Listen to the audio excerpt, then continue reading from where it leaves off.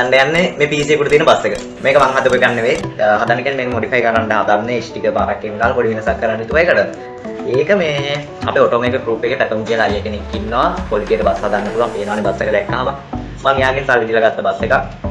ඒ bus එක පොඩි modify පාරක් දාන්න හදන්නේ මේ පොඩක් print එකේ වෙනස් කරලා ඊට තව ඉස්සරහට පොඩි වෙනස්කම් ටිකක් කරන්න දෙනවා. මේ කොහොම හරි මම half විදිහට ස්ටිකර් කරන්න හදන්නේ බස් එකේ. ඒ කියන්නේ දෙන්නම ගොඩක් වෙනස් කරනවා කියන්නේ මේකේ. පොඩිම මේක මැනගෙන ඉන්න ඕනේ. මැනලා ඉවර වෙලා අවශ්‍ය ඩිසයින් එක හදාගෙන මම ඩිසයින් කරන විදිහත් අද ඔයාලට පෙන්නනවා. ඒකද වීඩියෝ ස්කිප් නොකර බලන්න. ඩිසයින් කරගෙන ඊට පස්සේ පේන්ට් එක දාලා අපි මේක ලස්සනට පොලිටියක් කරලා ගමු. එහෙනම් අපි අද වීඩියෝ එකට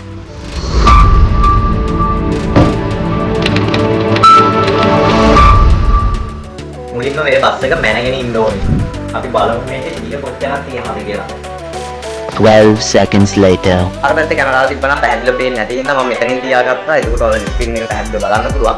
හැබැයි ඔයාලා ස්ක්‍රීන් රෙකෝඩ් එකක් ඒ වගේම මොබයිල් වලින් එඩිට් කරන විදිය ඔයාලට පැහැදිලි වීඩියෝ එකක් ඕනලා මේ වීඩියෝ එකට ලයික් 1000 වැඩි ආවොත් මම ඒ ගැන වීඩියෝ එකක් තියෙනවා.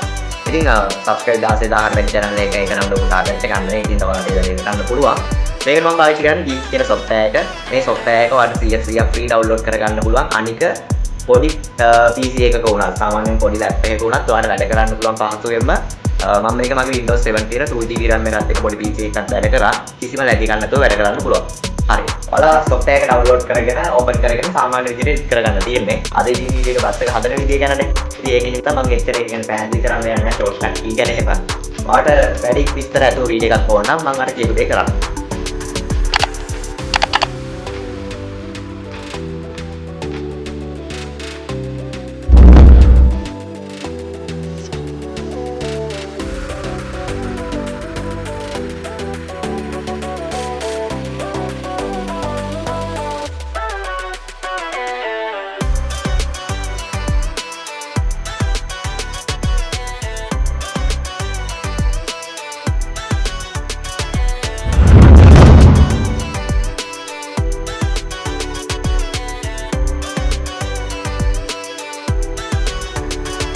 Day 2.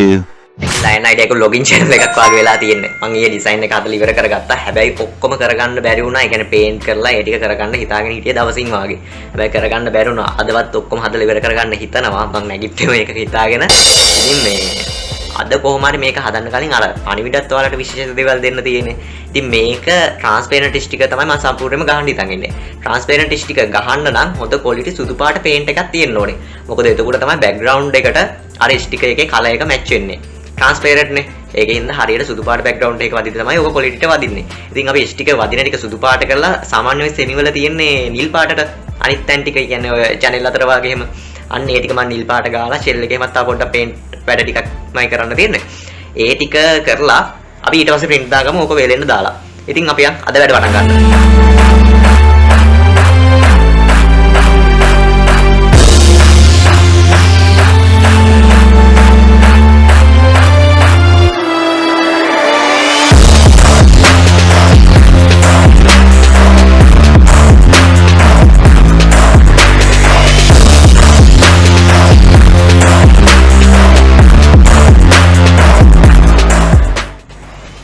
ඔයාලා හිතන්නේ මේ ආකෘතිය හදන්න කොච්චර කාලයක් යන්නේ නැද්ද? මට පේන්ට් කරන්නම ගියා පැය 3ක් විතර. එකත් රෙකෝඩ් නොකර. හරිද? රෙකෝඩ් පොඩ්ඩයි කරේ. සාමාන්‍යයෙන් රෙකෝඩ් කර කර ඕක කරන්න ගියා නම් අද දවසත් ඉවරයි.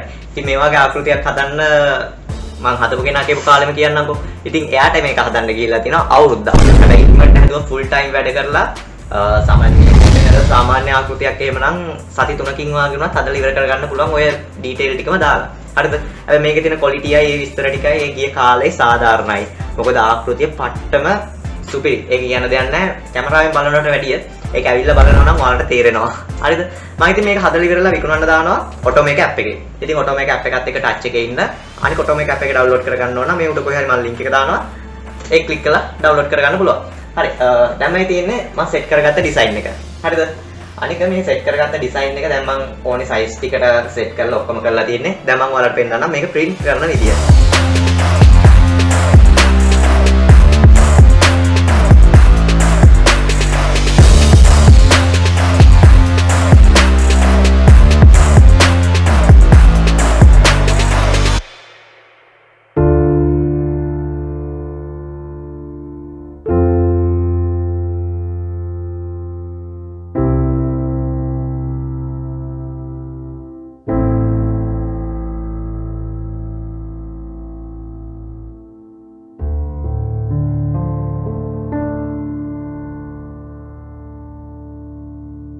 A few moments later.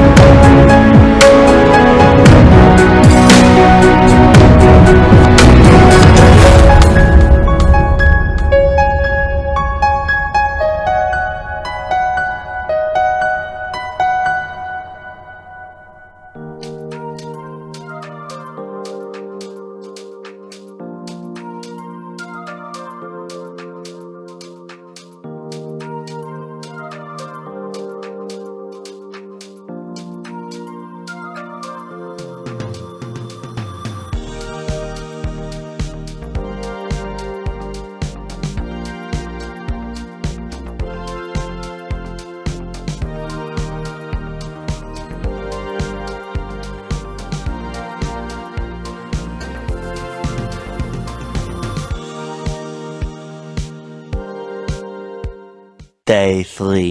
ඉතින් ඔන්න අන්තිමේ ඩිසයින් කරලා පේන්ට් කරලා print කරලා ඔක්කොම අලවගෙන දැන් මම අද කරගත්තේ මේකේ මෙන්න මේ මොඩිෆිකේෂන් වැඩ ටික. ඔයාලට පේනවා ඉතින් බ්‍රේක් ලයිට් එහෙම පොඩ්ඩක් වෙනස් කරලා තියෙනවා. ඒ වගේම බෆර් එහෙම අලුත් කරලා තියෙනවා බස් එකේ.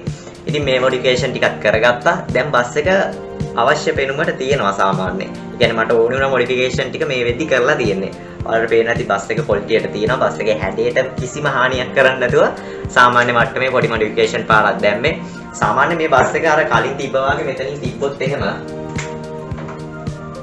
ඔයාලට පේනවා ඇති කලින් තිබ්බ පෙනුම වගේ තියෙන්නේ පොඩි වෙනස්කම් ටිකක් තියෙන්නේ. ඉතින් ඔයාලට මේ වගේ ආකෘතියක් ගන්න ඕන නම් අනිවාර්යයෙන්ම ඔටෝමේක ඇප් එකත් එක්ක ටච් එකේ ඉන්න. මොකද මම මේක විකුණන්න දාන්නේ ඔටෝමේක ඇප් එක හරහා. ඉතින් මේ වගේ වීඩියෝ තවත් ඉස්සරහට ඕන නම් අනිවාර්යයෙන්ම අපිටත් වීඩියෝ දාන්න හිතෙන විදිහට මේ වීඩියෝ වලට ලයික් කරන්න. ඒ වගේම ඔයාලගේ අදහස් කමෙන්ට් කරන්න පල්ලෙහා. ඉතින් අනිවාර්යයෙන්ම ඔයාලගේ කමෙන්ට් දිහා බැලුවට පස්සේ අපිටත් තව වීඩියෝ ගේන්න හිතෙනවා. ඉතින් අනිවාර්යයෙන්ම කමෙන්ට් කරන්න. subscribe කරලා තියාගන්න මේ වගේ වීඩියෝ ඉක්මනට ගෙනාපු ගමන්ම ඔයාලට බලන්න පුළුවන්. ඉතින් bell notification icon එක on කරගන්න. මම උදේ කියන දෙයක් නැහැ නේ. එහෙනම් ඉතින් අද ගිහින් එන්න. මේ වගේ බස් ඔයාලත් හදන්න සුබ දවසක්.